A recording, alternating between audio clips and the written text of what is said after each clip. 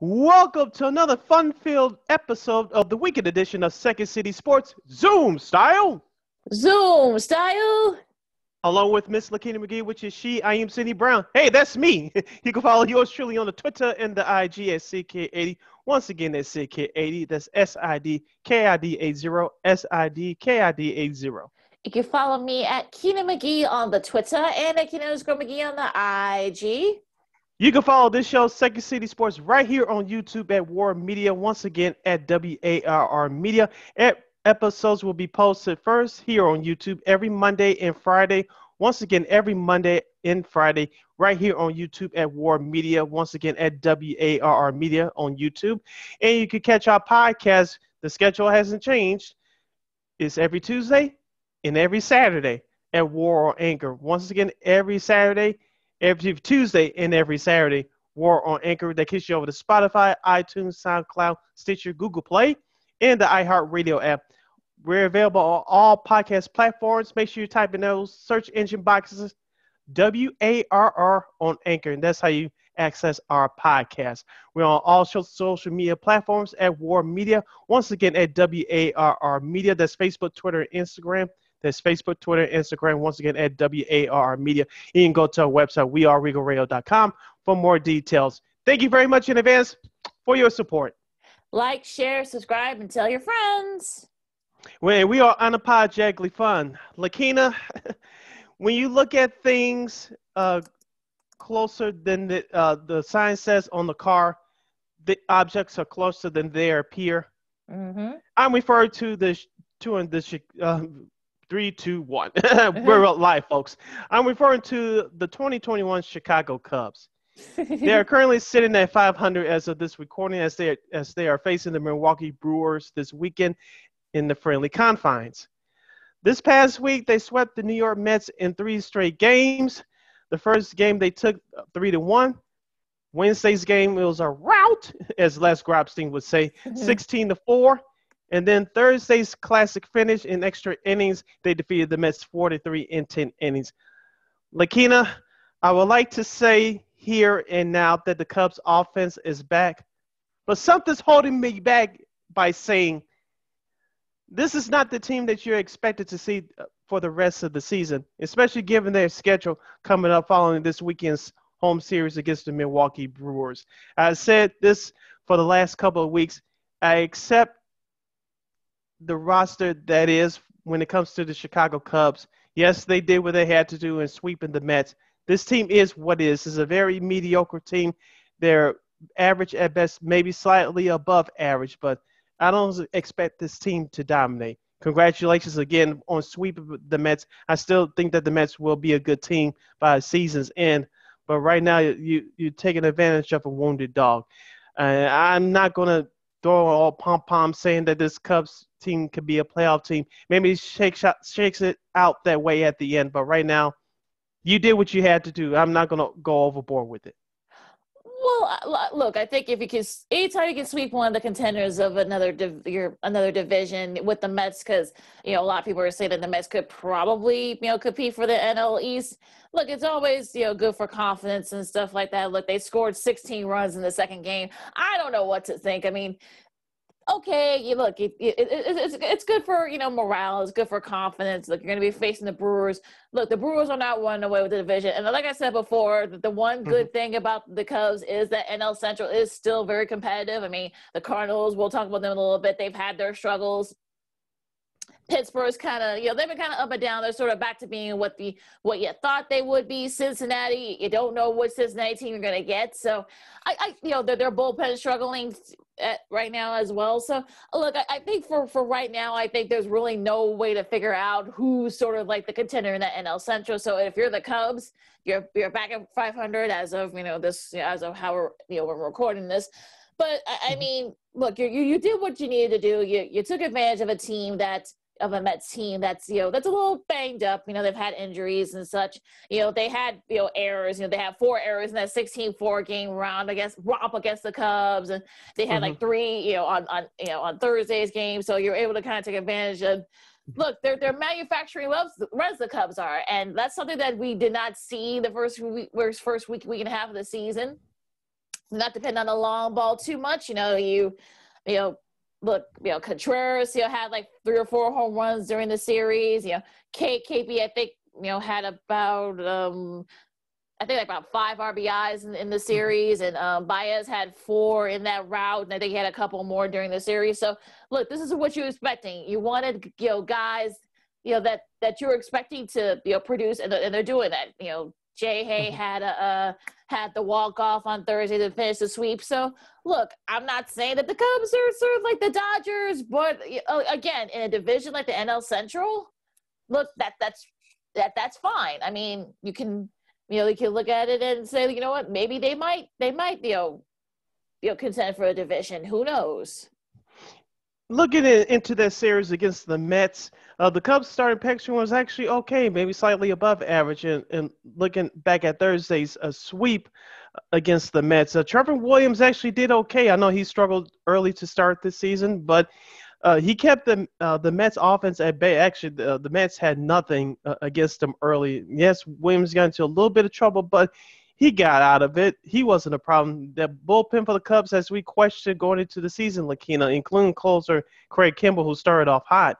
Mm-hmm. That mental relief didn't do so well as the Mets got back into the game late. Thank goodness to some clutch hitting, as you mentioned, with Jason Hayward with that game-winning RBI in the 10th inning.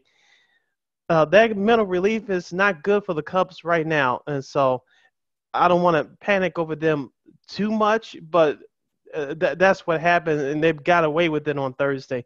Now, they're going to have to step up against the better teams like Milwaukee, St. Louis, and Cincinnati within their division. And like I said, we'll get into the rest of their schedule come up in this next week or so in a minute. But the Cubs, they need to shore up that mental relief, and the offense needs to click once again. Yeah, like I said before, they did it against a Mets team that's been struggling to start the year.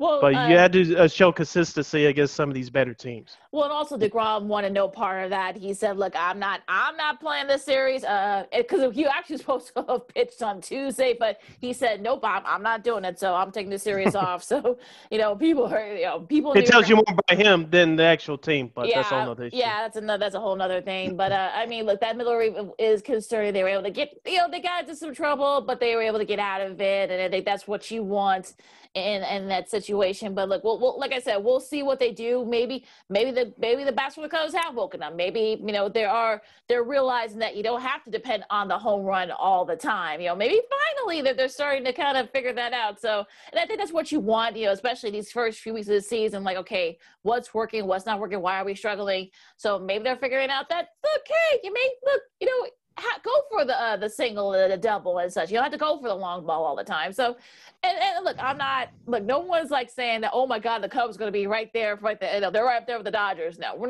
one's saying that. But again, you sweep a team like the Mets, that I think will end up being pretty good. And look, I think, these are the type of series that you can say, you know what, maybe that'll give, the team, the Cubs a pep in their step. You're listening to the weekend edition of Second City Sports along with Lakeena McGee, which is she. I am Cindy Brown, which is me. I can't talk today, but we'll get to it as best way we can as we talk about the Chicago Cubs and the rest of Major League Baseball. Wrap it up with the Cubs, Lakeena. As we mentioned, they are playing a 3-game weekend series against the Milwaukee Brewers as we speak at the friendly confines. Following that series, next Monday, they'll go to Atlanta for 4 straight games against the Braves. Of course, we all know what happened last weekend here in Chicago against the team from the dirty South, as the kids would say. Following that series, they'll go to Cincinnati for 3 games next Friday through Sunday.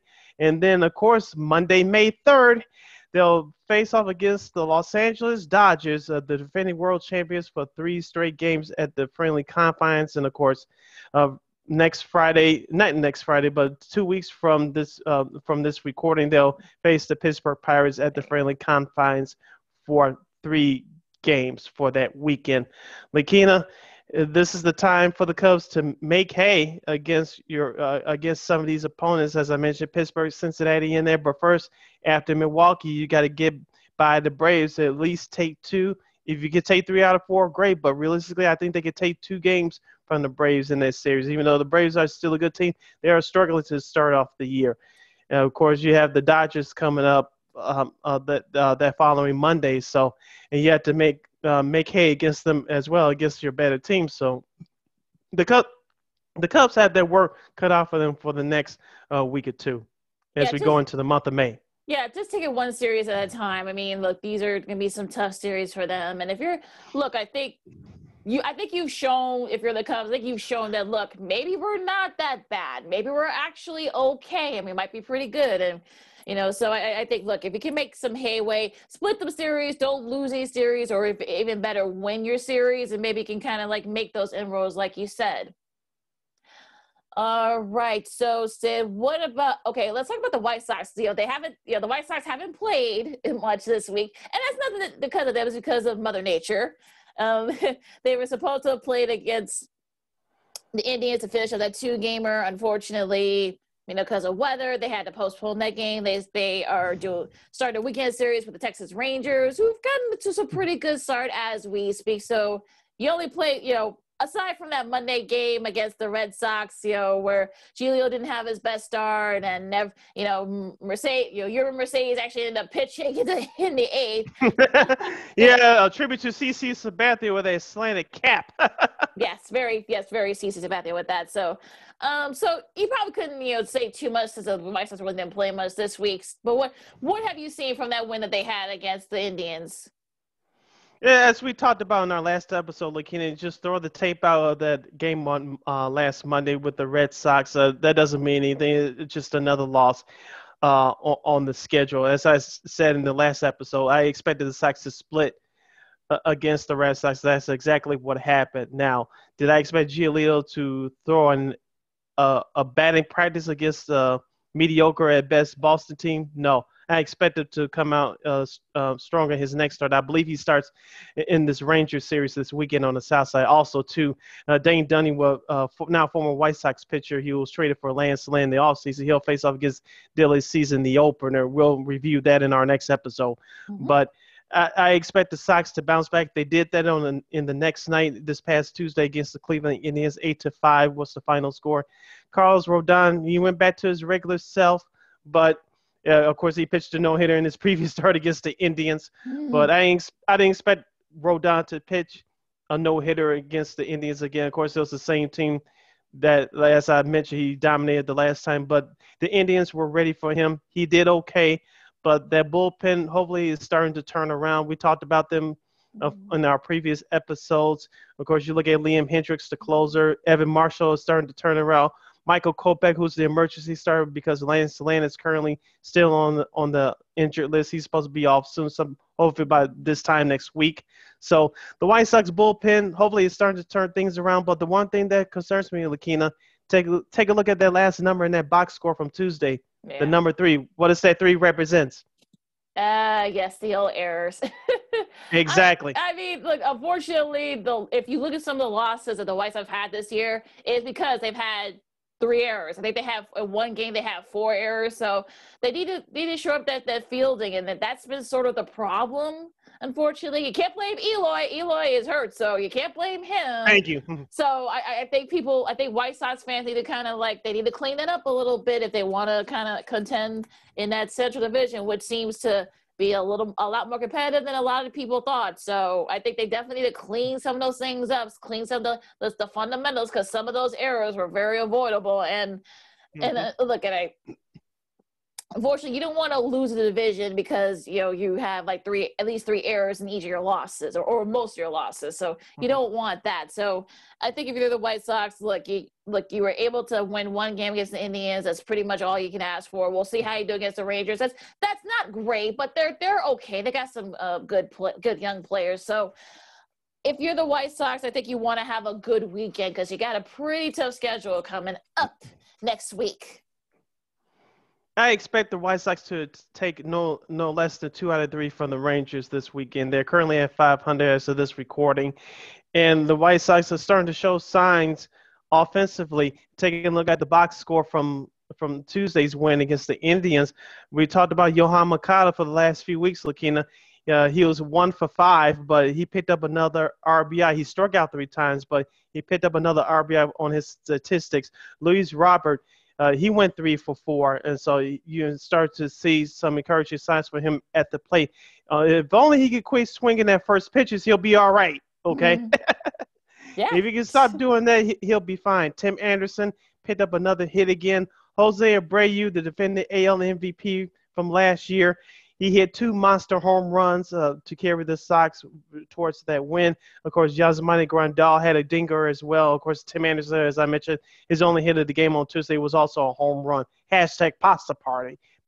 So the White Sox offense, as we said before, is going to carry this team. They just got to shore up the defense, and the middle relief, it has to be on point. Yeah, and we'll see. We'll see if they can clean that up, because they've got, after Texas, like I said, they got 3 against Detroit.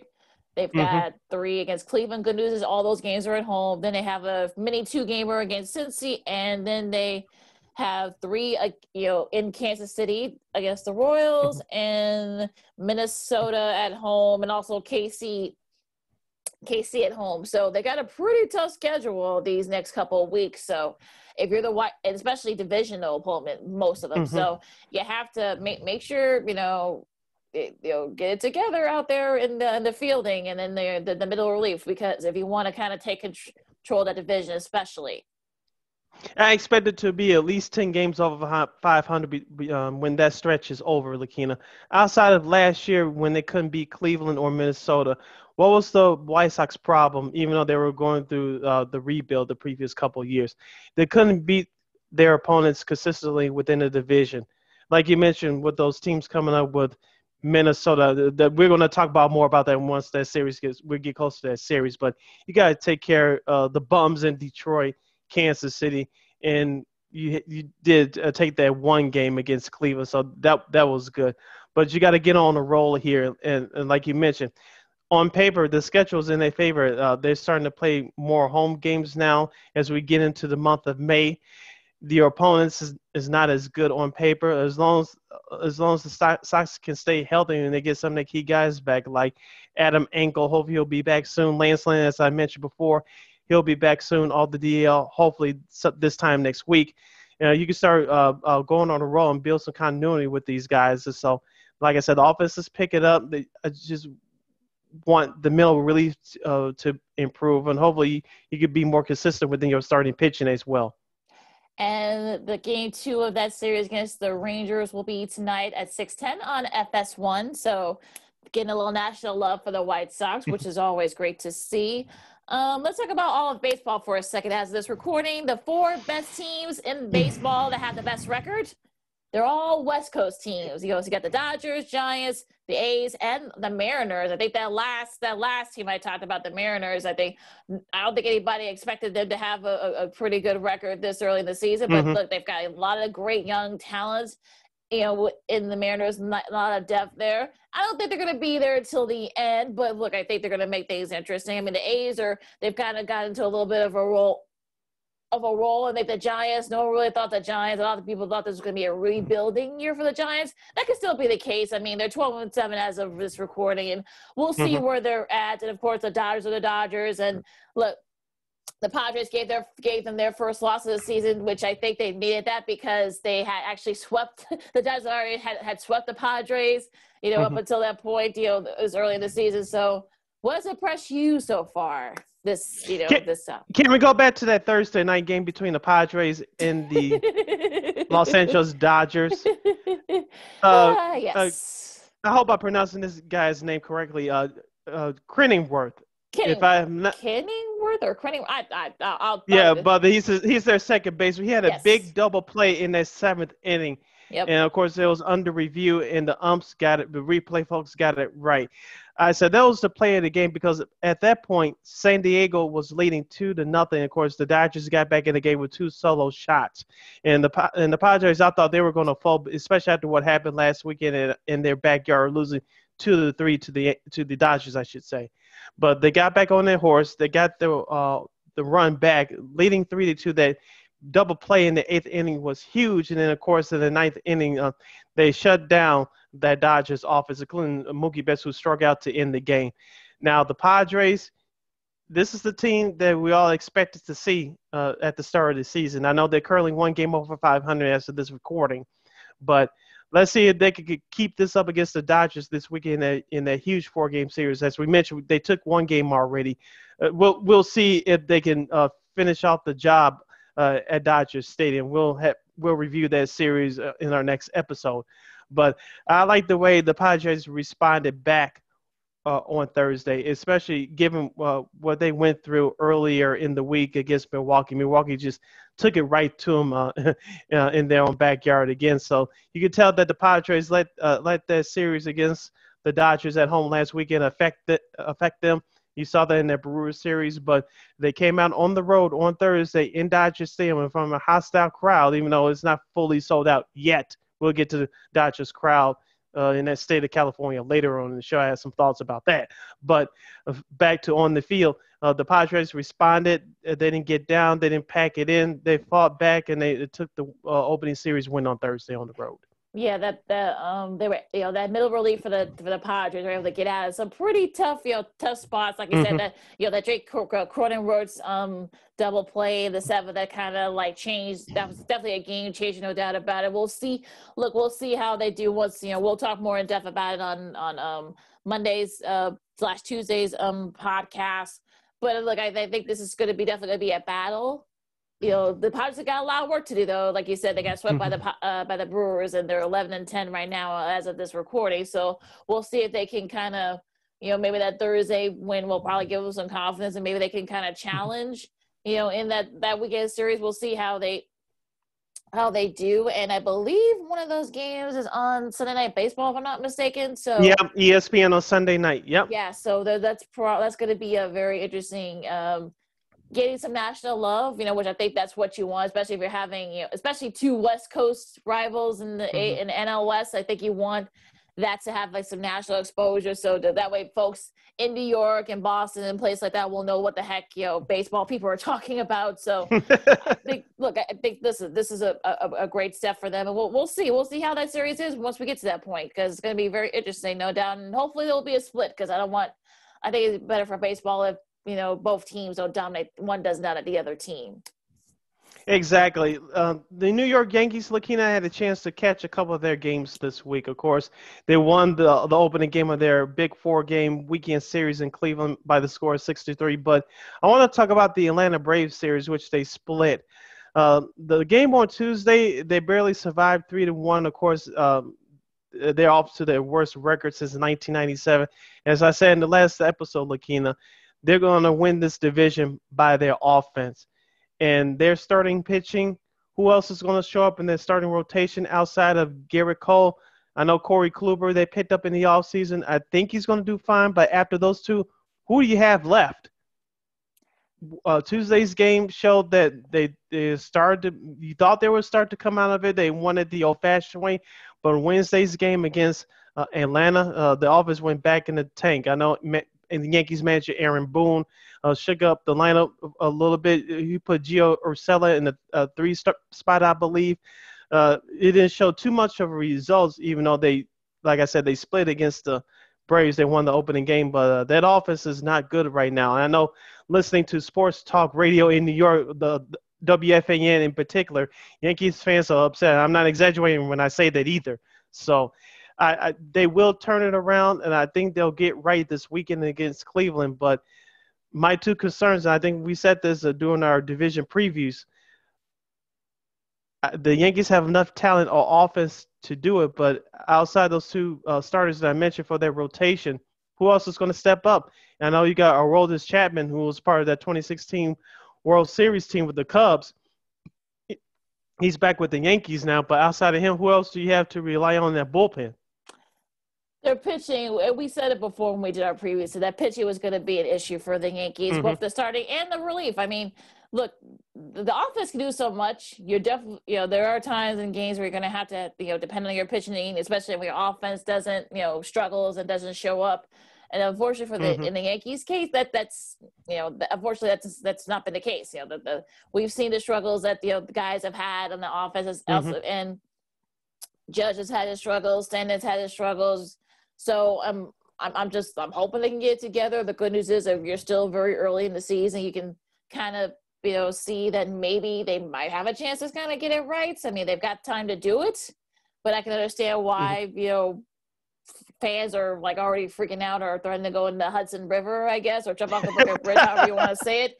But I mean, look, I would say, talk to me by the middle of next month. If by mid-May that they're still struggling, then you can panic. I think right now, like I said, that AL East, no one's running away with it. I mean, the Red Sox have kind of, kind of fallen back to earth and leveled off. The Rays have had their struggles. So have the Blue Jays. Mm-hmm. The Orioles have kind of fallen off. So sort of like being back to that team that that we thought they would be, which is not expecting much from them. So I'm not worried. Yankees fans should not be worried about it just yet.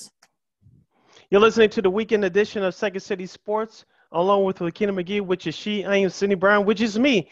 As we now will transition to some basketball talk. Well, let's get into the Chicago Bulls, Lakeena, since we have a few minutes left in this segment. We'll get into the rest of the league in our next segment as we preview some of the week's top games, and we'll take a look back at the best and worst of the league from this past week. Now on to the Bulls, Lakeena. They have won 3 of their last 4 games. The last 4 games have been without their superstar, Mr. Zach LaVine. This past week, they ended the Celtics' 5-game winning streak by defeating the men in green on the road 102-96. And then following the next night in Cleveland, they lost the revenge game to the Cavaliers on the road 121-105. They did not show up for that one, but they did show up this past Thursday at the United Center, defeating the Charlotte Hornets 108-91. Lakeena, before he breaks the wins down, I want to go back to the Cleveland game. I don't know about you. Maybe this is just me overreacting. If you think I'm overreacting, don't be afraid to say so. But I know last Saturday they defeated the Cavaliers. Of course, that game also was without Zach LaVine. If they thought they were just going to show up and do the same thing, go through the motions to beat a bad team, even without your superstar, you're kidding yourself.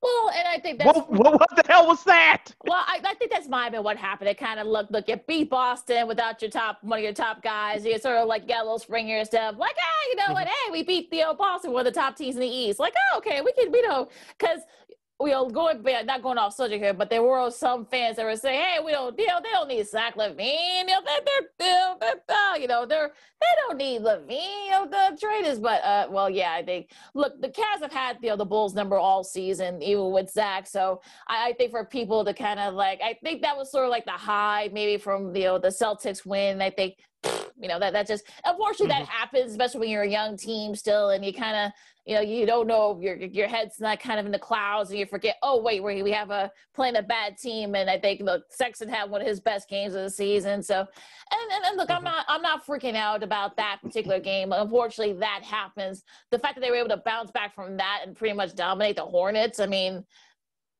look, I think that's a pretty good spot if you're a Bulls fan. I mean, Thad Young had 18 off the bench in that game. Coby White's been playing a lot better. He had 18 in that game.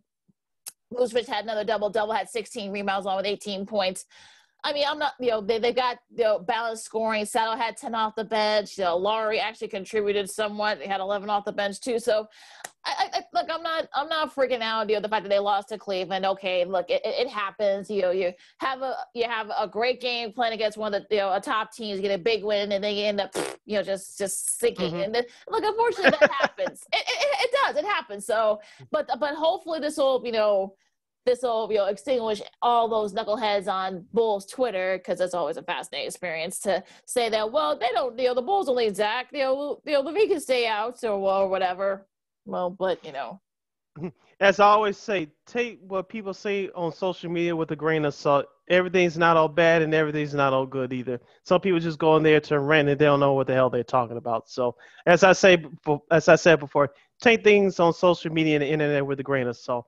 Everything's not true. Everything's not bad either. So people go to extremes on both sides. So I'll leave it at that. Going back to the game on Monday against the Celtics, Lakeena, with that 102-96 victory, the thing that points out to me, Lakeena, and sorry for me for being a hard-head Bulls fan, but Larry Marketing in 19 minutes only scored 9 points. That's not going to get it done. But I'm glad that Coby White is able to step up. As you mentioned, he had a great game on Thursday against the Hornets, but he had another good game against the Celtics this past Monday, scoring 19 points, including 3 of 8 shooting from downtown. Thaddeus Young, he's stepping his game up. He scored 13. P. Will, as you call him on this show, he only had 6 points, but it looks like he's starting to come around as he's starting to get more playing time. Vucevic has been a stud, as we've been talking about on this program for the last month or so. He scored 29. Garrett Temple had 13. And Daniel Tice, which you're going to love him as a Bulls fan. If you haven't watched him by now, you don't know what you're missing, but he grabbed 6 rebounds and scored 6 points. Lakeena, I like the hustle of this team. And especially from Thursday's game, as you talked about before, the ball has to move. When you move the ball around, when people are moving in space instead of standing around, you get open shots. And when you get open shots, you have a better opportunity to score and knock them down. So the Bulls were creative in doing the fundamentals on Thursday against the Hornets. Now, reviewing those stats from Monday's win against Boston, they kept the Celtics at bay, and the Celtics really didn't know what to do. They were shot just as much as we were from the Bulls defeating them without Zach LaVine. So, that was a hard-fought win for the Bulls on the road on Monday. But like you mentioned, you cannot have games, especially chasing down a playoff spot, happen like that. The loss against Cleveland. That's hopefully the last time I mentioned that game. But it shows the fight in this team. They bounced back with a big win on Thursday at home against Charlotte. And credit to the players, but credit to the head coach Billy Donovan and his staff as well.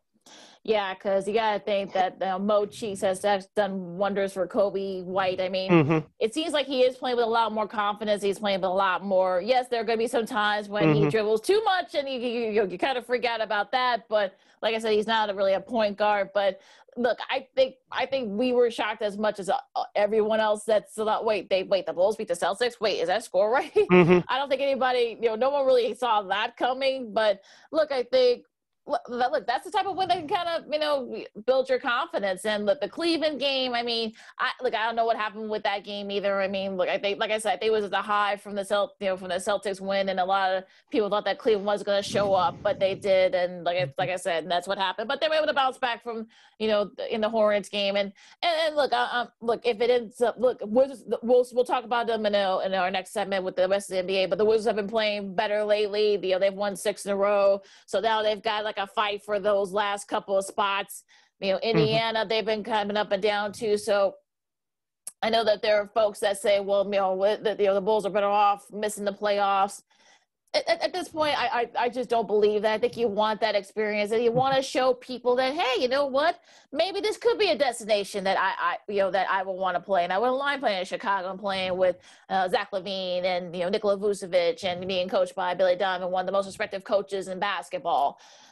So, because we'll get to that in a little bit, because I want to talk about like some people are freaking out about because of what the Knicks are doing and such. But again, we'll talk about that in a little in our next segment. But look, as for the Bulls, I mean, if you look at their schedule, I mean, look, they've got a tough one. They got a tough one against Miami, this weekend, a small 2-gamer. You hope that they can at least maybe split the game, or at least fight.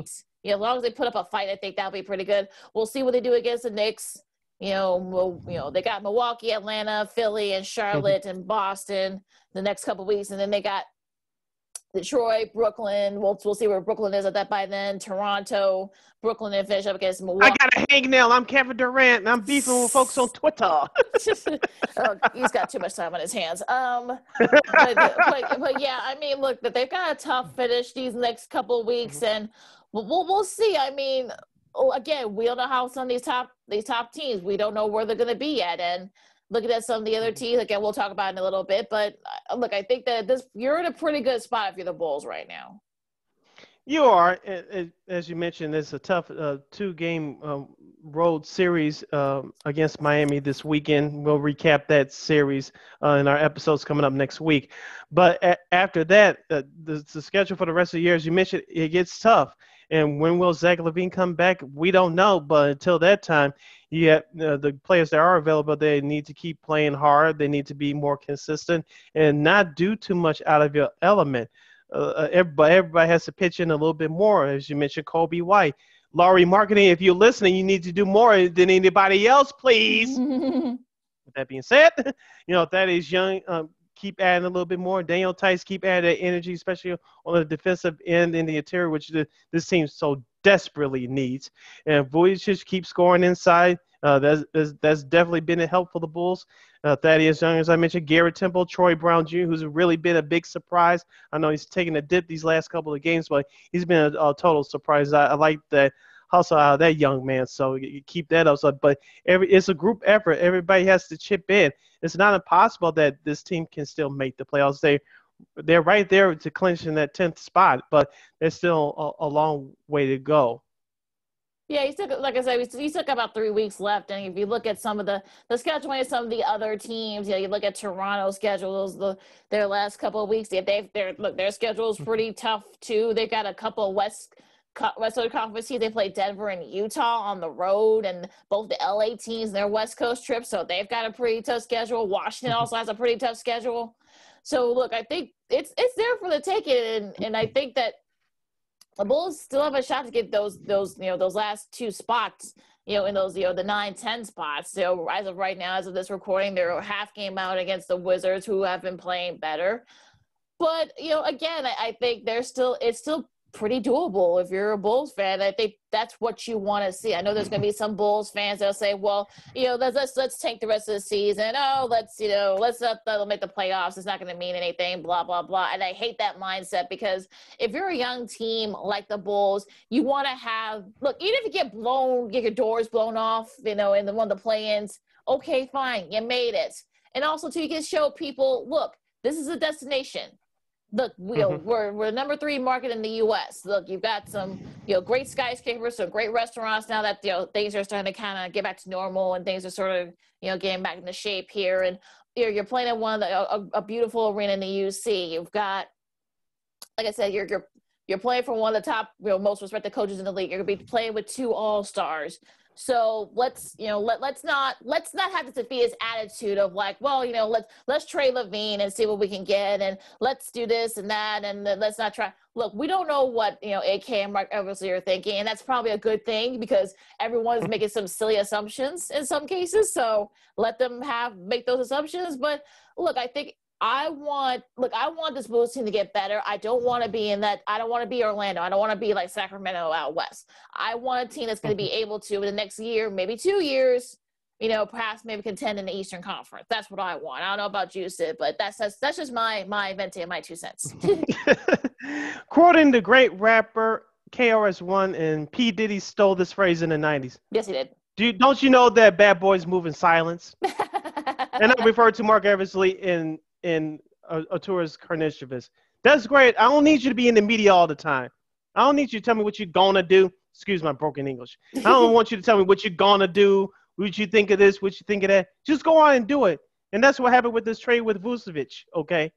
So for the people who want them to change their style or give them a heads up, as far as we know, that's not going to happen, and that's okay. Just do the job, and we'll analyze the transactions later. So I'll end it with that. Now, before we close out this segment, I hate, for those who really know me, I really hate repeating myself, especially as you claim that you heard me the first couple of times. But I'm going to do this hopefully for the last time. We said coming to this year that this season for the Chicago Bulls was a player evaluation year, correct? Tell it. Yep. Yes, sir. Now, I know I said they had a chance to get in that play-in tournament. Okay. But since the trade was made, even before the trade, I know some Bulls fans, including yours truly, thought that this team had a realistic chance of getting into the playoffs, which is fine. And I know they exceeded some people's expectations. I know you were so close, you were right there. But they weren't going to go to that 4th, 5th spot where the New York Knicks and the Hornets are in those bottom of the team. I'm not going to be a top 5 seed. Right. They weren't going to do that. If they were going to make the playoffs, they were just going to make the playoffs, okay? But let me just wrap it up by saying this. whatever happens for the rest of the year, it's going to be a bonus for next year, as you mentioned, Lakeena. Them tanking is not going to make much sense, okay? So I don't buy into that at all. I said it last week. I'll say it here, hopefully for the final time. Tanking is not going to do anything, folks. For wherever you want to go, you go ahead to experience some setbacks. That's just like period. But sticking with basketball, you just don't go from point A to point C overnight. That's just not going to work. This is not the NFL. You got to have take things in process. I know many of you Bulls fans have been angry what happened with the last administration, with the Garpax administration for the last few years.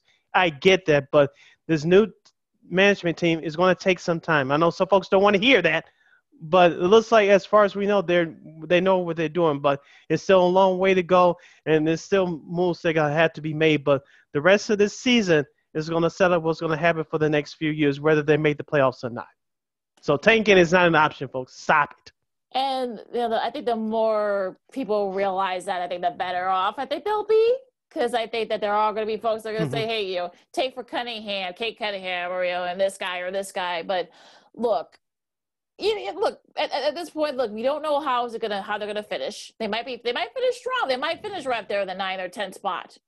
There's like a log jam. Again, we'll talk more about in a little bit in our next segment, but it's there. Why not go for it? Why not let this team have some experience? Look, some of these guys probably won't be here. Laurie's not going to be here next year. Young probably won't be here next year either. So hopefully, yeah, no, they're not. I doubt it. I doubt they're going to bring him back. But yeah, I mean, at this point, look, everything else is gravy. If they could be like kind of right there near the 500 mark, I will take it. Look, I had reasonable expectations. No one saw what the Knicks are going to do. Nobody thought that was coming. And look, I'll talk about that in a little bit because people need to Knicks fans need to kind of like step back for a second. I'm just saying. I will save it for later, but I'm just saying. But look, I mean, everything's sort of there for the Bulls. They're only a half game out of that 10 spot. They're only about 2.5 games out of that 9 spot. So there's still going to be a chance of, there's going to be a fight as to who's going to probably end up getting those last couple of spots. And I think, look, if it's there, if you're the Bulls, if it's there for you, take it. Do it. Get some experience. Show potential free agents that, look, this is going to be, look, we're going to be up there too. And I think if you're a Bulls fan, I think that's what you want. Look, I don't need AK and Eversley to have pressers every week or every other day, like some Bulls fans. I don't want that. Do it in silence. I don't care. I don't care what you're doing. I don't care. Look, as long as you do it. Look, no one saw the Vucevic trade happening. Nobody did. And that's a good thing. And I'm okay with that. You don't know what guys they have in mind. And look, if they get the top 4 pick from Orlando, even better. If we can get one of those guys, fine. But I'm not going to lose sleep over the fact, oh, my God, they made the playoffs. We're stuck in mediocrity. Stop. Look. I get very antsy when I see Bulls Twitter. Like it's sort of fascinating because it's such a, I don't know what sports-based fan bases are, but I think the Bulls are right up there. The Bulls, their Twitter and such, they're up there. And I think, look, if Zach LaVine decides to test the market after next season, okay, fine, he'll probably do that. If I'm sure that Laurie's probably gone, and that's fine too. But look, I think if you're a Bulls fan, you want this team to be, as long as they keep developing, as long as they keep doing their thing, I was that fan. Mic drop. Thank you very much. With that, segment number 1 is in the books.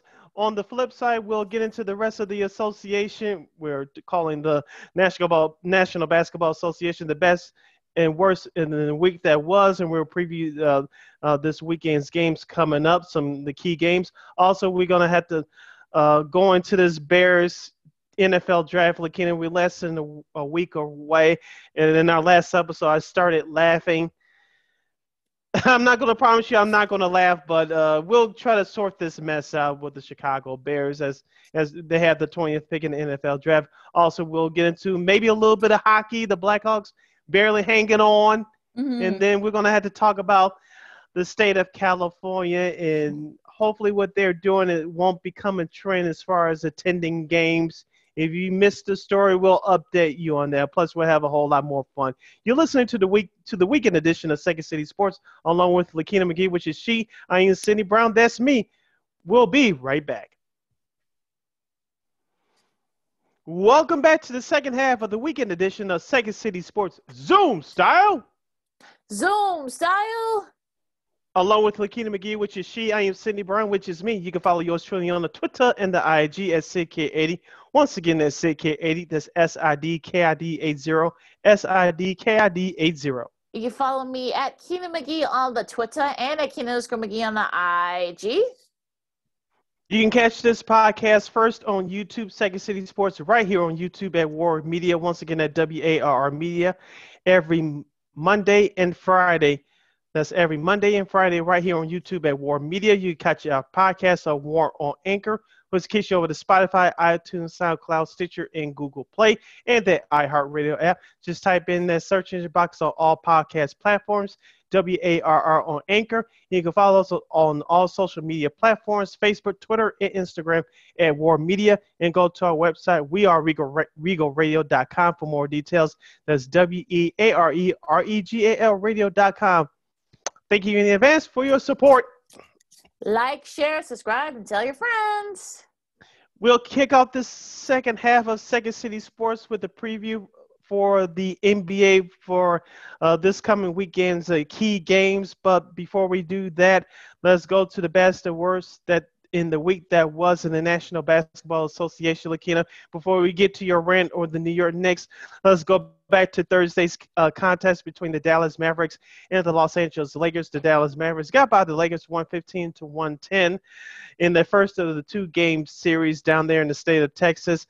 Thursday's game marked the return of Lakers star Anthony Davis, who missed the previous 30 games with an Achilles injury. He hasn't played since February 13th. In 17 minutes of action, Davis went 2 for 10, including 0 for 1 for three-point range. He missed both his free throws and scored a total of 4 points. Lakeena, looking at that game on Thursday, the Lakers did play hard, but Dallas wanted it a little bit more. Luka Doncic is clearly the leader of that team. Kristaps Porzingis, he got out to a hot start, but left the game in the third quarter with a sprained ankle. Hopefully it's not that serious. They need him now more than ever. But going back to the Lakers, one of the guys I said that needed to step up was Kyle Kuzma. In 31 minutes of action, he had a total of 8 points. That's not going to get it done. Andre Drummond had 19 rebounds, 14 points. Dennis Schroeder chipped in with 25. Kentavious Caldwell-Pope chipped in with a team-high 29 points. I did like what I saw from the rest of the guys in terms of the names that I just mentioned, but Kyle Kuzma, his statistics stood out to me at the end. If he would have scored 15 points, the Lakers would have won the game. Yeah, he needs to As step we up. said before, for the last few weeks, everybody needs to step up. Wes Matthews didn't even play on Thursday. Kyle Kuzma, as I mentioned, just had a bad game. Everybody else stepped up, but I think the leader of that next group is Kyle Kuzma, and he didn't step up on Thursday. He scored a total of 8 points. Very disappointing. Yeah, Kuzma's been inconsistent, unfortunately, since AD and LeBron have been gone, and he needs to be consistent because it's going to take some games. Look, I wasn't expecting too much from Anthony Davis. He only played the first half. Sid, you said his stats, and look, it's going to take him a few games to kind of get back into it. So I think, look, Kuzma needs to step up. Drummond's been consistent. Schroeder's been consistent. KCP's been pretty good too. Mm-hmm. So, look, Kuzma needs to step up, and look, it's going to take some games before Anthony Davis is able to kind of get back into, being the AD that we wanted him to be, that we expect him to be. So I think, look, it's like I said, it might take another week or two before LeBron comes back. I think, look, if you don't want to end up playing in the play-in games, you're the Lakers, you need to step it up. You really do. Mm-hmm. And look, I saw that game on Thursday with the Mavs, and look, like I said, the Mavs wanted just a little bit more. And like I said, I mean, if Kuzma would step up a little bit more, be that third guy that you want him to be, I think the Lakers would be in pretty good shape. But like I said, look, the Mavs, I mean, they'll like you said, they wanted it more. And I'm not freaking out if you're a Lakers fan right now. But again, if you want your guys to step up a little bit more and be consistent, and sort of like they've been able to hold down the fourth. They're a 5 seed right now as of this as of this recording.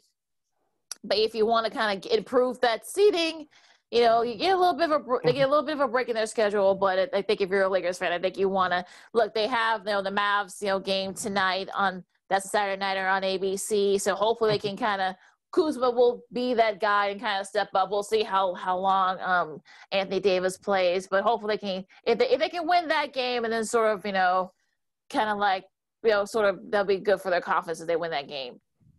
Going back to another game this past Thursday, Philadelphia and the Milwaukee Bucks faced off against each other in Milwaukee at the Fiserv Arena. The Bucks dominated that game pretty much the whole way. Lakeena, I don't want to overreact to the Philadelphia 76ers either. I know they've been dealing with injuries throughout the whole season. I know Shake Milton led the team with 20 points. Giannis Antetokounmpo led Milwaukee with 27 as part of a 124 and 117 victory. I'm not going to overreact to Philadelphia. They are 19 games over 500. They're still tops in the Eastern Conference. Joel Embiid had a good game with 24 points, but he struggled defensively and he struggled from the three-point line. But I'm still a believer in the Philadelphia 76ers. I think Doc Rivers is the right head coach. I don't think he's going to get coach of the year because he's doing what many people expected him to do. But I'm going back to the flip side with Milwaukee. Okay, you take care of business on national television against a better opponent. I know you have, quote, unquote, two tough guys now, Bobby Portis and P.J. Tucker. But outside those two, do I really trust this team come playoff time? And my answer is still no. Even though they do have a better roster compared to the last couple of years when they had their chances to at least go to the finals and they get it done. They had their window. It looks like it's going to be closed. I know Giannis signed that deal before the season kicked off. But I still don't believe in this team. I'm rolling my eyes at them and saying, unless you do something different. I don't care about you. I don't. Well, I mean, look, Porter's had 23 off the bench. That's a season high for him. And look, I think if you're the Sixers, I mean, yeah, Embiid had his struggles. Danny Green did not score any points. He struggled from the field too. So, I mean, I'm not worried if you're a Sixers fan. I think you shouldn't be worried. Okay, look, you're still the number one seed in the East right now, and I'm not. Like, you're not freaking out because you lose to Milwaukee, okay, whatever. But if you're the Bucks, I think this is more of a you needed that game more than the Sixers did. It's just my synopsis of it. And look, we'll see if they end up meeting again in the Eastern Conference Finals. Look, it'd be great. But again, like I said before, I mean, I'm not like really pay attention to this game. Look, I kept my eye on it, but I'm like, okay, yeah, you're 1 by 7. Okay, whoop-de-doo. Okay, yeah. The Sixers are still number one seed right now in the East. So I'm not like, look, Embiid had his struggles from the field late, and look, it's fine. I mean, I'm not like one of those folks like, oh my God, like this and that. I'm not thinking about that right now. Let's do this in the playoffs. They mean the playoffs. That's where it counts. And speaking of Philadelphia, let's go back to the night before this past Wednesday. It was a matchup between two MVP candidates in my mind, Joel Embiid and Chris Paul. Of course, the Suns got out of Philadelphia with a 116 and 113 victory. Chris Paul led Phoenix with 28 points, 3 rebounds, and 8 assists. Joel Embiid scored a game-high 38 points and grabbed 17 rebounds. Lakeena, I did check out some of this game via my computer. The Suns scored a little bit more than the Philadelphia did down the stretch, especially in that fourth quarter. I was scoring Philadelphia by 2, but 39 fourth quarter points in most leagues, including the NBA, that's what's going to get it done. Phoenix is right up there, folks, at the top of Western Conference. We talked about them for the last couple of weeks. They were there before LeBron James injured his bum ankle. They were there before Donovan Mitchell was injured just last week with the Utah Jazz. So I'm not saying Phoenix is going to go all the way to the NBA Finals, but people should not overlook them come playoff time. And I'll say this again, too, on this show. Monty Williams should be your leading candidate for head coach of the year. And look, remember, Embiid had like that huge, like circuit shot that was this close to going in. So that's just, yeah. That was a fun game to watch. And look, I think CP3 had 28 points, and look, I think he should be up there in the MVP discussion. Like, that's just me. And look, I think he's been a huge difference for that team. Kind of like bringing in that veteran presence, like we've been talking about the last few weeks. Devin Booker's been playing better. Mikal Bridges has been playing a lot better. DeAndre Ayton, had 10, had some big points late, and look, I think for me, Cameron Johnson had 15 off the bench for them. So I think, look, this could be very interesting to see what they do and what they do kind of like throughout the rest of the season, because they've got to the Suns, if they having a win like this on the road, I think can only help confidence wise. And look, like I said, like no one's saying that this is going to be like the finals preview. Nobody is saying that, but look, I think the Suns are showing it. Like, look, you better know it's us too. I know, yes, Utah's playing well, both the LA teams and Denver, and we'll get to them in a minute. But but Phoenix is deserving of being kind of up there with them.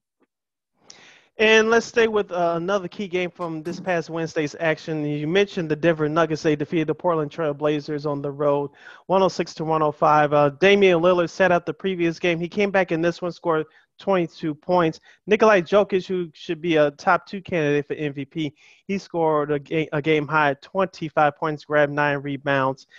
Lakeena, I like this Denver Nuggets team. Of course, I've been preaching about Jamal Murray the last 2 or 3 years. Of course, he's out with a torn ACL. He'll miss part of next season, I'm sure, as well. Thank goodness for Eric Gordon, but Denver is a tricky team come playoff time, and we'll see about that once the playoffs actually start. But I was impressed about the way that they played down the stretch. I know they picked up Doc Rivers' son, Austin Rivers, for a 10-day contract. He might just stay on for the rest of the year. We'll see what happens there.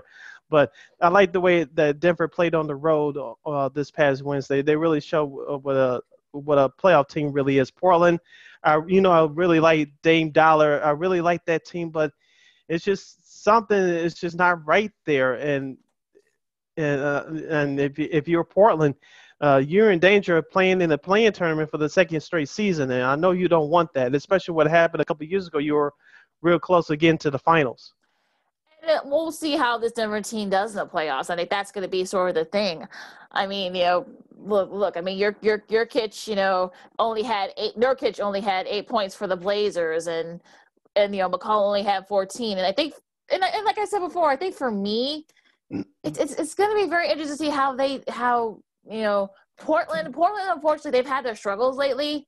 And I think that more guys need to step up, in case Dame has a bad game, or if McCollum has a bad game. Carmelo can only do so much in his he's 36 now. We can only do so much. Now, as for Denver, thank goodness for Aaron Gordon, because who knows what this Denver team would be if not for Aaron Gordon kind of picking up the slack. I mean, Will Bart's been playing very well. Michael Porter Jr. has been playing pretty well. Campazzo's been playing pretty well too, sort of like in replacement with Murray. They've been doing like a 3-forward system, but again, we'll see what they do in the playoffs, because I'm thinking that not having Murray, because remember, he was sort of like that guy. Jokic was sort of like the guy too, but Murray was sort of the guy during the that bubble, and I think not having him there is going to come back to bite him in the Nuggets' rears. Yeah, we shall see what the future holds for the Denver Nuggets. A couple more games to review for you guys before we preview this weekend's games. As we talk to you right here on the weekend edition of Second City Sports, along with Ms. Lakeena McGee, I am Sidney Brown. A couple of games from this past Tuesday. The Brooklyn Nets, the MASH unit, they got by the Pelicans 134-129. Zion Williamson quietly is having a good year. First-time All-Star, he had 33 points. Kyrie Irving had 32 points for the Brooklyn Nets. Kyrie takes over down the stretch for the Brooklyn Nets. If it wasn't for his performance, the Nets would be in more shambles than what they already are right now, dealing with injuries. And as we mentioned a few minutes ago, the Portland Trail Blazers, they're on the current losing streak in front of a national TNT audience. They lost by 1 to the Clippers this past Tuesday. Of course, as I mentioned, Dame Dollar didn't play. He sat out that game. C.J. McCollum led Portland with 28. Paul George finally showed up with 33 points in 11 rebounds. Kawhi Leonard sat out this game for the Clippers. So Clippers, as we mentioned before, Lakeena, time and time again on this show, they're sitting quietly as one of the top teams in the league. Is this finally year they could get it done? Do you think Paul George will actually show up in the playoffs this time? We'll have to see, I guess, right? I mean, Yeah. unfortunately, that's sort of the thing. That's kind of like we haven't heard a peep about what the Clippers have not been doing or have been doing. They've been winning, and that's probably a good thing for them. And look, that was another tough loss for the Blazers. I watched some of that game too, and look, PG made some key free throws. Whether or not you can say that was a foul, I think that's another story. But look, I think, unfortunately for the Blazers, again, they're kind of missing that key piece, and I think that's been sort of the problem for them the last few. That and injury, so we'll see what they can do in the playoffs. Going back to that Nets Raptors game for a second, that was just like, look, Harden's still out with that injury. It turns out he's gonna be out a little longer than they thought, and if enough, KD's not being able to shut his mouth, and I think he's bored. So I think look, I don't want to say that things are kind of going off the rails for the Nets. We'll see, because they got some tough games coming up, but I just don't know what to think about this Nets team. I know people are saying it's going to be championship or bust for them, but I don't know.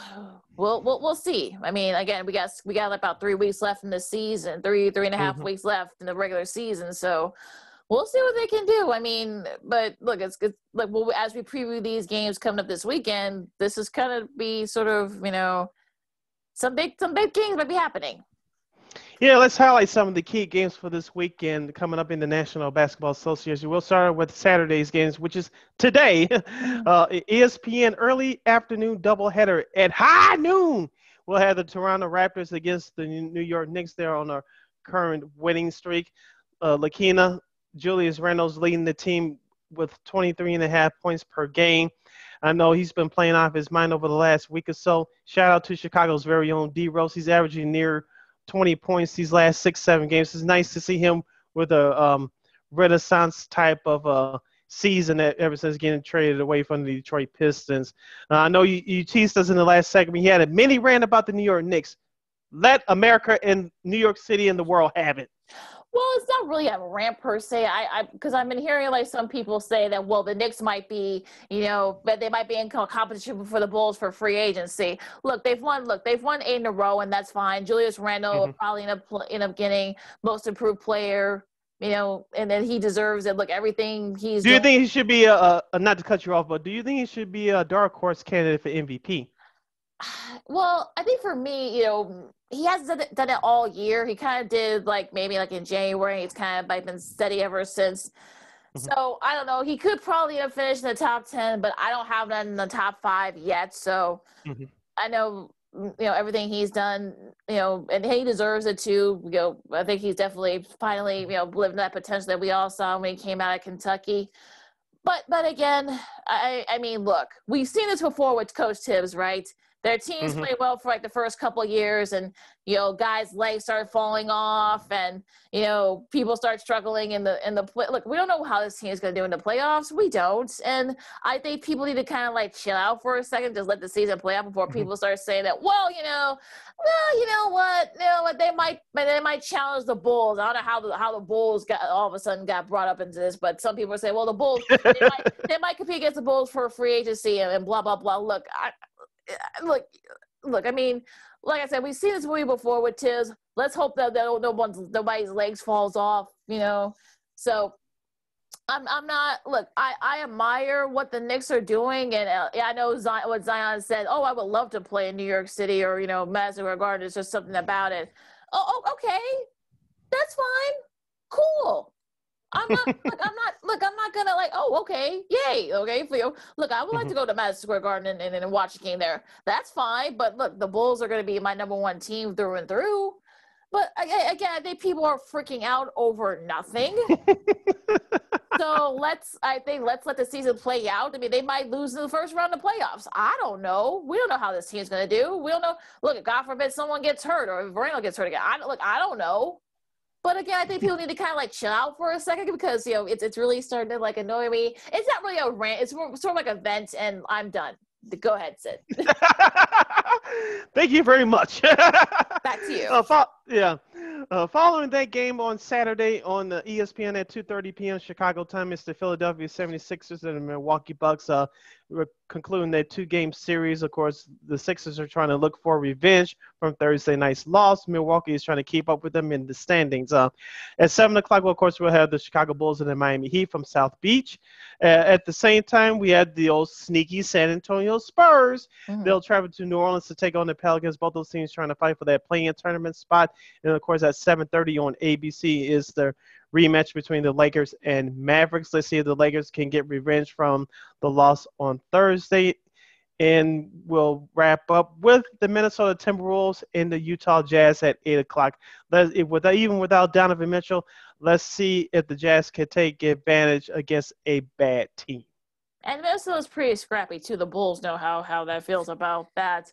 Going into Sunday's matchup, which is tomorrow, for those who are going to be listening to this, on Anchor and Google and all the other streaming services, Boston and Charlotte. I mean, I know Charlotte's going to want their revenge after losing, pretty badly to the Bulls. They've got a game against Cleveland before that, but we'll see how they do there. That should be an interesting one. And also the 2:31 is probably the game of the day there. Phoenix and Brooklyn. We'll see who's going to be playing for Brooklyn, and we'll see if Phoenix get another big win against the Eastern Conference team, one of the top teams in the East, I should say. Yeah, like I said, I'm not going to sit here and say it's a preview of the NBA Finals, but this should be fun. It'll be much better involved than that. Superstars will be playing, but like I said, who's going to play for the Nets? They're the master unit of the league right now. At 3 p.m., we'll have the Grizzlies taking on the Portland Trailblazers from the Rose City, I should say. John Moran versus Damian Lillard. And at 6:30 p.m. part of the NBA TV doubleheader, we'll have Milwaukee at Atlanta, and followed by at 9 o'clock Chicago time, Sacramento at Golden State. Sort of a little thing to go back and forth. If the Oscars are boring, or if you're not into it this year, these are a nice little programming alternative. Some NBA hoops, some fun matches. Yep, and we'll wrap up with Monday's games. At 6 o'clock Chicago time, we'll have the Atlanta Hawks traveling to Detroit to take on those ugly Detroit Pistons. Of course, Atlanta is missing Trae Young. He injured his ankle in Wednesday night's overtime loss at Madison Square Garden against the Knicks. At the same time, we'll have the Lakers continuing their road trip. This time they'll go to Orlando to take on the Magic. At 6:30 p.m. on NBA TV, we'll have Phoenix playing in Madison Square Garden against the New York Knicks. At 7 o'clock, of course, we'll have the Chicago Bulls and the Miami Heat wrapping up their 2-game series from South Beach. At 7 o'clock, we have the Clippers and Pelicans. Just mentioning that game. That should be a fun one. And then 8 o'clock, we'll have Memphis at Denver. I'm really looking forward to that one. Should be a lot of fun. And at 9 o'clock on NBA TV, wrapping up their doubleheader coverage, will be Dallas at Sacramento. Sacramento got the best of them last week in Dallas. Yes, they did. Can Dallas return the favor? Revenge will be on their minds. And so that is your NBA. Well, actually, one more thing before we move on. Do you think Steph should be in the discussion for MVP, Sid?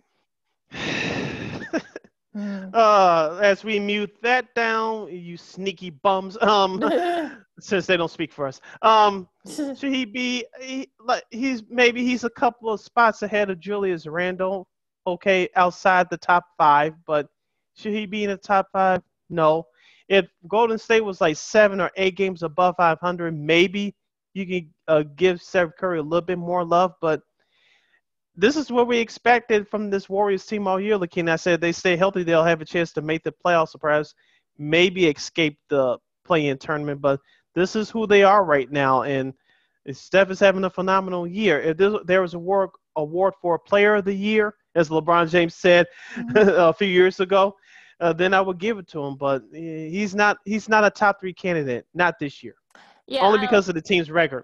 Yeah, I don't think so. He's probably like 6 or 7, definitely. And look, he should be commended for some of the stuff he's done. Like you said, he's 33 now. The fact that he's still shooting the ball, and the fact that he's still shooting as good as he is at a high level. It came to his 11-game streak of scoring at least 30 points came to an end a couple of days ago. But look, I think he should definitely be applauded for what he's doing. But like you said, Sid, I think he's probably going to set like the top 6 or 7. But again, if the Warriors' record was a little bit better, they were like in the top 4 or 5, then maybe I can see him getting some consideration. But unfortunately, since they're not, he probably won't. So he'll get his votes regardless. But he should definitely be applauded for what he's been able to do at 33. All right, let's move on to the NFL draft as you're listening to the weekend edition of Second City Sports along with Miss Lakeena McGee. Who is she? I am Sidney Brown. That's me. Okay, Lakeena, the Bears hold the 20th pick in this year's 2021 NFL draft. There's been talk throughout this whole offseason. Should they take a left tackle? Should they take a quarterback? Will GM Brian Pace trade up from that spot to get a quarterback? Will they draft a wide receiver at that spot, which I sincerely doubt? Will they? And now it's talk that maybe they'll draft a defensive edge rusher. Of course, looking at NFL.com, Charles Davis, who's now also an analyst for CBS Sports, he has the Bears selected with their 20th pick, Gregory Rousseau, an edge rusher out of Miami, of the University of Miami. The Tyrant pass rusher didn't quite perform up to expectations at his pro day, but his play speed is evident and his upside is extensive. As we talked about before, Lakeena, of course, Roy Robinson Harris, he signed a free agent deal with Jacksonville. We know Eddie Goldman, the nose tackle, is coming back. The Bears do need some depth with the defensive line. In my personal opinion, you can get that in the later rounds of the draft, but in my assumption that the Bears starting quarterback will be Andy Dalton. Mm-hmm. You need a left tackle with that first pick, assuming that you don't trade out of it. I find it fascinating that all these, I love all these mock drafts because it's just hilarious.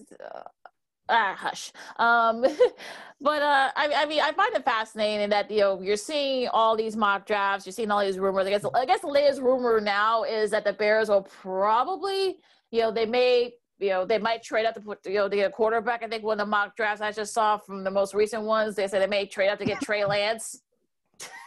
Oh my God, it's hilarious. I can't. Can we go back to 2017, folks? You play Ryan Pace, Lakeena, I'll play John Lynch. Okay. Gotcha, trick. You got me, John. You got me. and they did. And look, I find it hilarious that there is some mock drafts. Some of the mock drafts. Dale Jeremiah, which I'm looking at, who does great work also too for the NFL Network. He's also a scout. He has them taking Rashad Bateman out of Minnesota.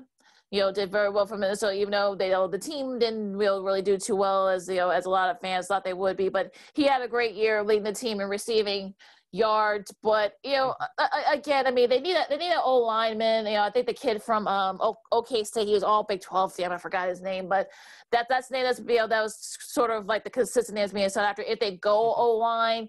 Do they go with a wide receiver? Do they go with the edge rusher like the kid you just said from Miami? Mm-hmm. Do they trade up? I don't think they'll trade up. I just don't see that happening. They don't have the capital to do that. So do they do? Some people said should Pace trade down? Maybe he could trade down and try to see if he get more picks. I don't know, but I just can't. I mean, I'm just like, I hope we get somebody to come on either Monday or, Friday. Well, maybe not Friday since the draft will still be going on, but hopefully we can get somebody on Monday to sort of like break this down and sort of laugh along with us because I'm just tickled right now. Yeah. I'm tickled, I tell you. Tickled. You don't know I don't think Ryan Pace will make that mistake again to trade up, especially for a quarterback. You saw what happened the last time, but you have options. But this team has so many pressing needs, and you think we were talking about a 5-11 team, folks. They were a playoff team last year, but the way they played, especially down the stretch, you thought they were a 5-11 football team. But a couple of things. One, this is what happens when you don't have a franchise quarterback. And number two, you have other holes that you cannot fill via free agency, so you have to go through the draft. And the Are you feeling comfortable, even though all the bodies that were injured on the offensive line last year will be back healthy this year? Are you feeling comfortable with your starting offensive line right now? No. So whoever the Bears pick, they need an impact player, and I still think they can go get a tackle. I know this is supposed to be a draft full of offensive tackles. Okay, if the person that you want is the best available at the pick on the board, then you go ahead and take them. And I'm looking at Charlie Casserly's mock draft board from NFL.com, and he has the Bears selected Greg Newsome, the second out of Northwestern. He's pretty good, and I got the reason why Charlie Casserly thinks that Greg Newsome will be a big fit for the Bears, because here's his words: the departure of Kyle Fuller created a void in the defense. Newsome is a versatile corner with good size and speed who could fill it in on the back end. And trust me, that's what the Bears need. I don't know if you can use the number 20 pick on a guy like that. If he's the best available, if you're looking for him in that spot, okay, go ahead. But I think you can find those in the later rounds. You found Eddie Jackson. I know who's the safety, but you found him in the 4th round. Well, yeah, and also too, Daniel Jeremiah actually has him picked, then also taking Newsome. Also, that was Peter Spraggler's pick they had with Rashad Bateman from Minnesota. But I mean, I think that the mindset's going to be, who's going to be that guy. Gregory Wasu, who you just talked about, Daniel actually has him going to the Dolphins, staying in Miami. Go figure with that. So. And look, like I said, I mean, they can pretty much go anywhere. I mean, Tevin Jenkins, that's a guy who I was talking about, the tackle from OK State, all Big 12. That's sort of the guy. If he's still there, I think they should go that route, because the tackle, and you need a tackle. You never have too many tackles. So I honestly don't know what to do here. They got Mr. Jeremiah's got him going to Pittsburgh, which they need O-line help too. So he's definitely going to be a sought after guy in the first rounder.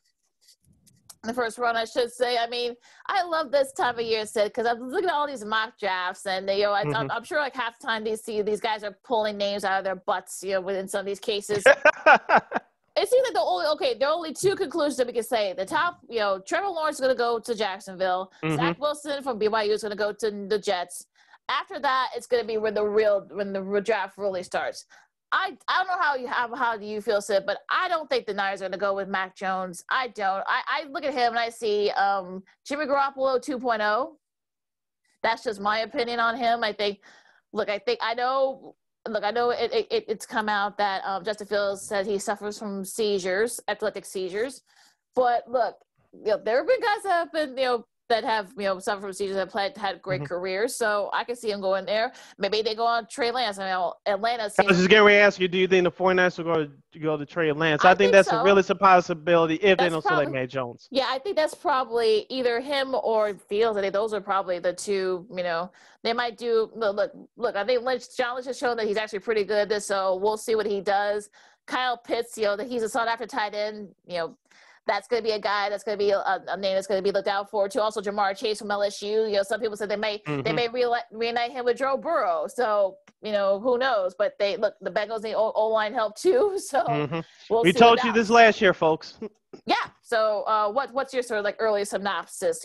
We'll go more in depth next week, obviously, but this is sort of like our kind of like, because we haven't really talked about it yet. So sort of like our opening synopsis. Yeah, our warm up. Yeah, our rough draft. For those of you that went to school and did work back in the day. Pay attention to the Atlanta Falcons. I know some people had in their mock drafts early in this offseason for them selecting a quarterback.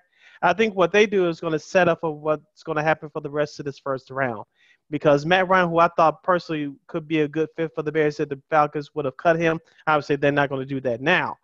But if the Falcons select a quarterback, whether it's Trey Lance or Justin Fields, I know Justin Fields was on everybody's list for the Falcons early in this offseason. But if the Falcons select a quarterback, this really going to set some things in motion. You may see some trading up, trading down.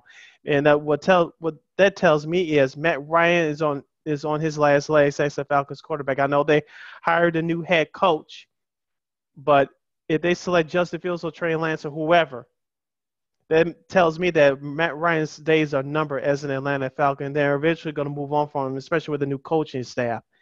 And after that, it's going to be a free-for-all. So keep your eye on the Atlanta Falcons. Also, to New England, a lot of people said they may go quarterback. They may try to trade up and go for quarterback. Do they go with a linebacker? Because they need defensive guys. Yes, they're going to have a lot of their defensive guys back, but a lot of them are a year older, and you don't know what shape they're going to be in since they didn't play last year. They opted out, a lot of them. So be interested to see what they do. Also, be interested to see what Arizona does right after them at 16. They could go wide receiver, maybe Jalen Waddle, maybe. Or maybe they go with Greg Newsome, who seems to be like the hot name on the board from Northwestern. I know Pat Fitzgerald's got to be pretty happy about that. Definitely deserves it. He was all Big Ten, so he definitely deserves the praise. Yeah, so it's going to be interesting to see what they do. So I can't wait for it. Like I said, well, hopefully we'll have somebody to come on and kind of talk more in depth, especially with the Bears. But this is sort of like our kind of like the appetizer, if you will. Oh, yeah. It's one heck of an appetizer. Just a couple more teams to hit on quickly, Lakeena. What do you think the Denver Broncos will do at number 9? There's been some talk about them trying to move up to grab one of the quarterbacks. I know Drew Lock hasn't looked good in the Denver Broncos uniform the last couple years. I know he has had his moments, but if you're John Elway, you struck out so many times to trying to find that guy to replace Peyton Manning. It hasn't worked out since. You haven't been to the playoffs since you won that Super Bowl now 6 seasons ago coming up. Do I trust John Elway to make a Ryan Pace type move? I mean, look, could he? I mean, sure. I mean, they could. I've seen it. I mean, they could probably. I know that he really likes Trey Lance. That's for what I've heard. Also, he likes Mac Jones too. So it'll be interesting to see because he kind of sees a lot of himself in him. So I don't know what. We'll see what he can do. I mean, they could go O-line because that's what they need. You know, they may try to trade. You know, they may. You know, Detroit says they're willing to to get out. So they're willing to trade. So we'll see what they do. I mean, I'll be interested to see what they do with what Denver does. I mean, you kind of wonder. You know, Vic Fangio. You kind of wonder, is he kind of like on thin ice there? Maybe. You know, perhaps he's going to his 3rd year. You know, in the NFL, if you don't win in your 3rd year, you're out of there. So I could probably see them going quarterback. Who else is a team that people should looking out for? The Green Bay Packers. as we mentioned last year, they drafted Jordan Love out of Utah State. Of course, he's a project as of now. Aaron Rodgers, is he on his last year with Green Bay? The reason why I say that is because are you finally going to get a wide receiver?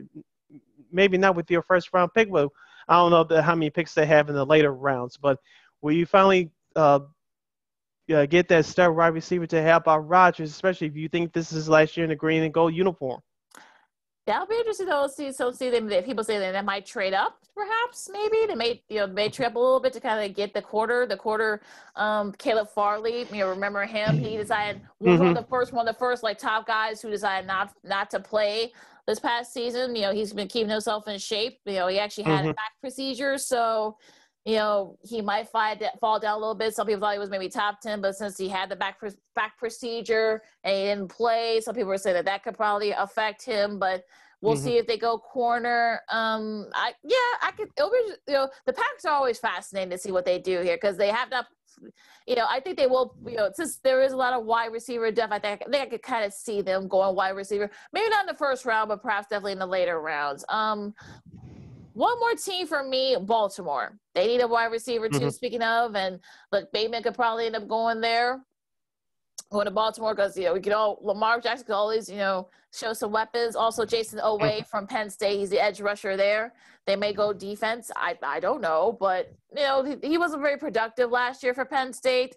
So he didn't do very well in their pro day, so that's sort of a name that's kind of like people should looking out for. But it'll be interesting to see what they do because I'm kind of I'm fascinated to see what they do. You got anything else before we put a capper on this? Oh yes, one last subject. Actually, a quick shout out to the Chicago Blackhawks and a great come from behind win on Wednesday in front of a national television audience. I'm sure like 5 people saw it outside the Chicago market as the Blackhawks defeated the Nashville Predators 5-4 in overtime, thanks to Brandon Hagel's game-winning goal in overtime. Of course, the Hawks are barely hanging on to a playoff spot. They actually trail Dallas and Nashville, I think about 3 or 4 points as of this recording for that last spot in the playoffs in that newly central, quote unquote, central division this year. So Yeah. we'll get more into them in our next episode because I have a little more things to say about them. They'll play Nashville again this weekend. We'll recap that game somehow, some ways on our next episode. But wrapping up on our last subject, Lakeena, I was listening to our good buddy Nick Hamilton, a friend of the show at Nightfall Media. That's NITE Fall Media. Check it out. You can hear, yes.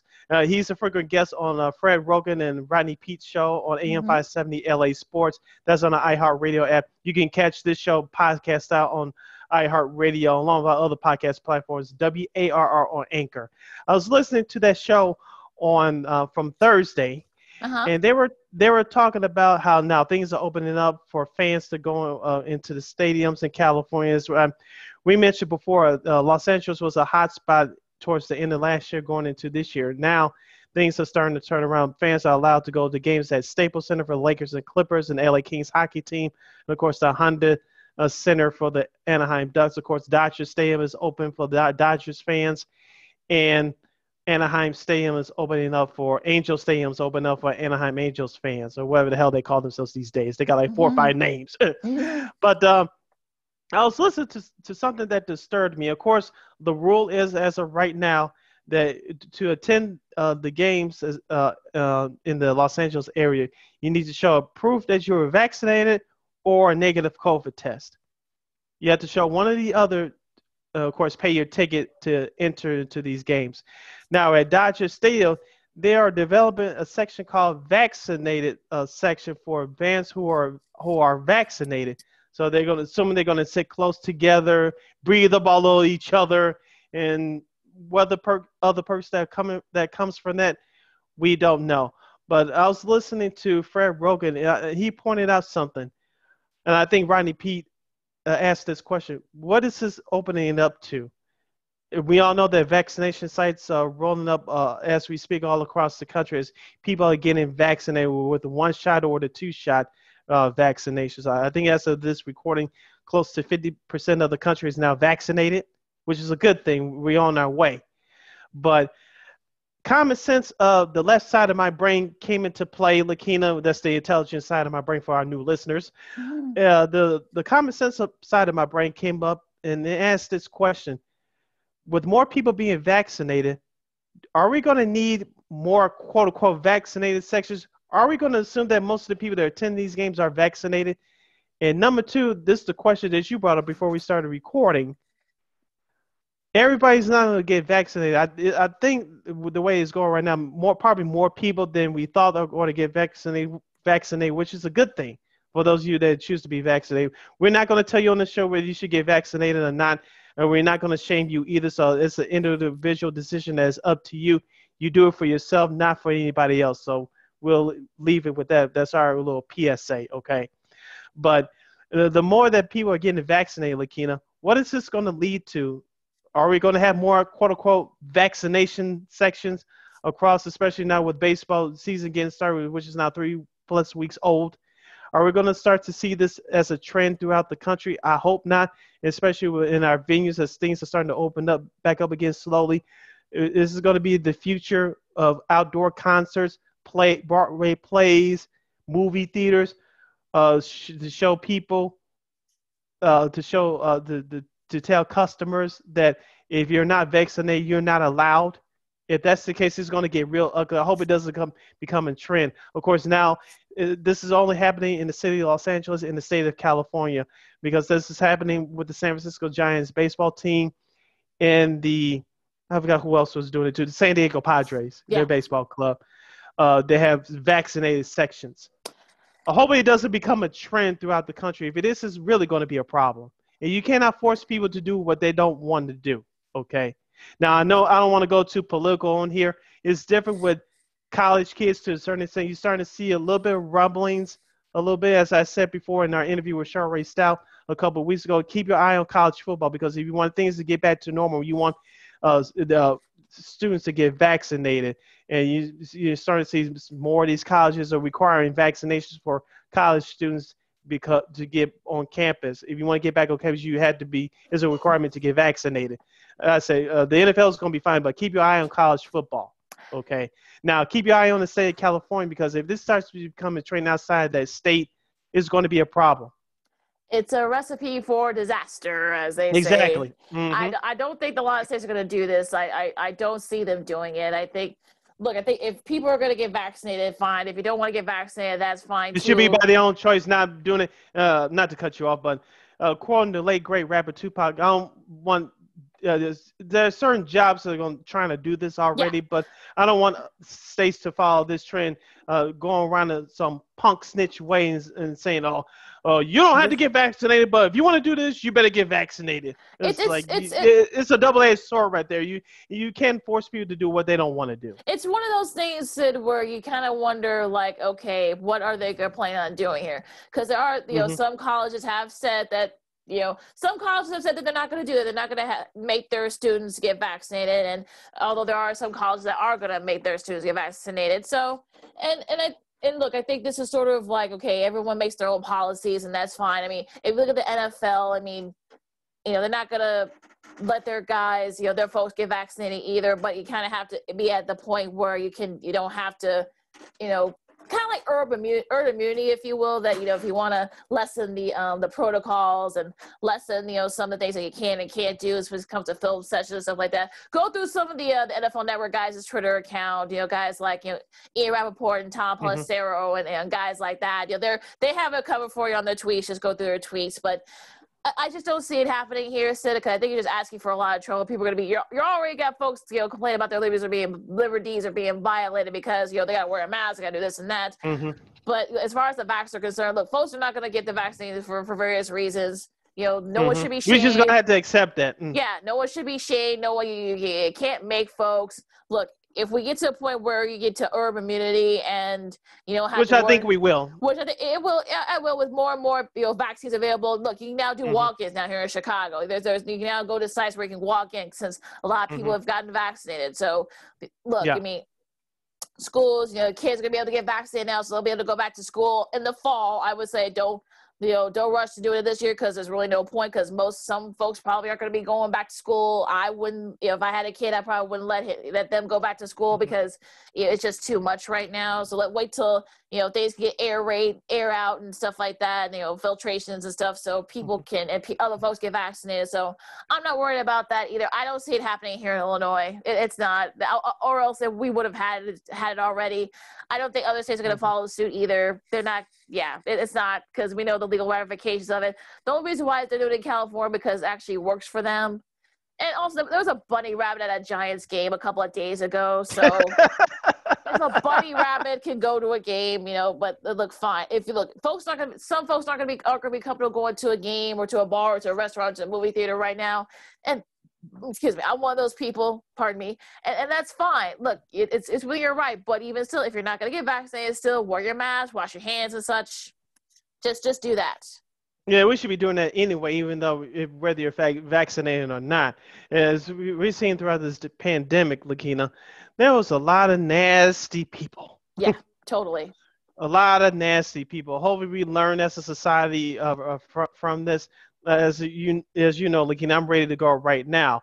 And so that doesn't mean that I do not care less about my health than the next person. I care just about as much as about my health is getting back to some type of normalcy like everybody else, okay? If the White Sox, when they do, not if, when they do, that's up to your mayor, Mayor Lightfoot, and your governor, Governor J.B. Pritzker, the governor of the state of Illinois, which we're a broadcaster from the city of Chicago, state of Illinois. But it's up to your mayor and your governor, not if, when they open up, we loosen up the restrictions to open up to capacity for our baseball teams, the Cubs and the Sox. I'm ready to go. So whether you're vaccinated or not, when those restrictions are loosened, not if, but when, I think it's going to move pretty quickly too. Once they do this, I'll be ready to go. I'm waiting to go back. We all haven't been back to a game in over a year. And so I'm ready to go, and I'm as healthy as it can be. And I know there's been talking about letting some fans into the Bulls and Blackhawks games because we're 3 weeks away from the regular season being concluded, Lakeena. I know Mayor Lightfoot said earlier this week that she wants to allow fans in the arena before the season's end. And I said this to Sherway, so you can go back at War Media right here on YouTube for our interview with her, our conversation with her.